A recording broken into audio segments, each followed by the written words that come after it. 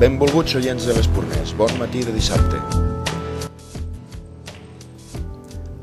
No fa gaires dies, en Johnny va agafar la seva escopeta i es va fer mal al peu.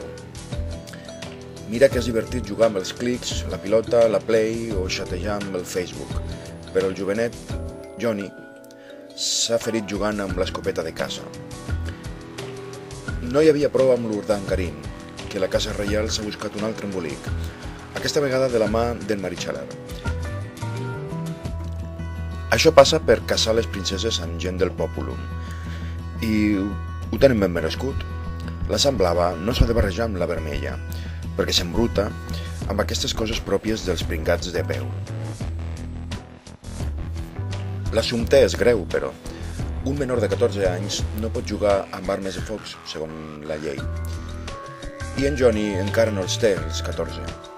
Bé, al Joan Carles també li va passar el mateix, se li va disparar una arma, amb conseqüències molt diferents, i no recordo quina edat tenia, però clar, d'això ningú no en parla.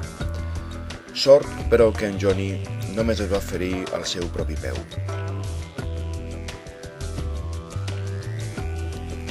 No li desitjo cap mal amb aquest noi, però espero que de cap manera arribi a regnar.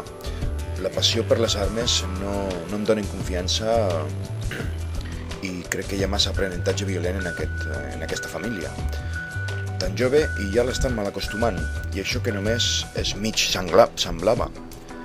És clar, la cacera és un esport de reis des de temps abans de Matusalem, i la família reial s'ha de distingir dels altres, pobres mortals, fent servir les armes quan encara no toca.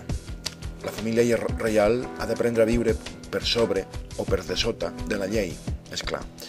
És un aprenentatge dur que no s'aprèn a les escoles, vull dir a les escoles públiques, perquè potser a les privades, per a éssers superiors, sí que ho ensenyen, això de viure per sota o al marge de la llei.